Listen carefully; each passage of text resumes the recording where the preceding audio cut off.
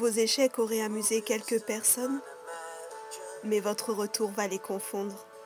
Dieu a un meilleur plan de rachat pour vous. Il peut faire éclater de cela un témoignage et vous faire entrer les portes grandes ouvertes. Beaucoup sortiront de leur douleur à cause de votre douleur. Les personnes guéries guérissent les personnes. Je sais que c'est dur, mais vous n'êtes pas qu'une goutte dans l'océan, vous êtes tout l'océan dans une seule goutte. Imaginez-vous comme une maison.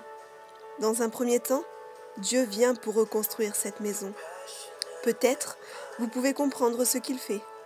Il met de nouvelles fenêtres. Il répare les fuites dans le toit. Vous saviez que c'était des réparations nécessaires et vous n'êtes pas surpris par cela.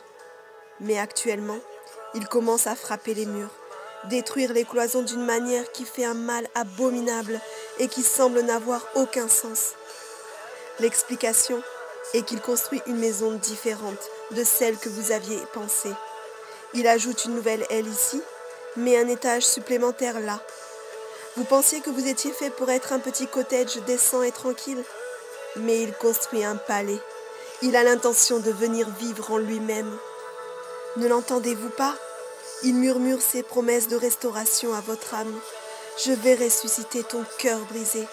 Ces murmures sont comme des eaux dans les lieux stériles de votre vie, des murmures qui vous donnent du pain dans l'angoisse et de l'eau dans la détresse. Vous allez entendre derrière vous la voix qui dira « Voici le chemin, marche-y ». Et vous réaliserez alors que Dieu ne voulait pas seulement faire de vous un écho, mais une voix de témoignage, une voix d'espoir. Oui, les cœurs courageux sont souvent les cœurs couverts de cicatrices. Mais si la blessure fait encore mal aujourd'hui, prenez courage. De ces mêmes cicatrices, Dieu en fera des trophées.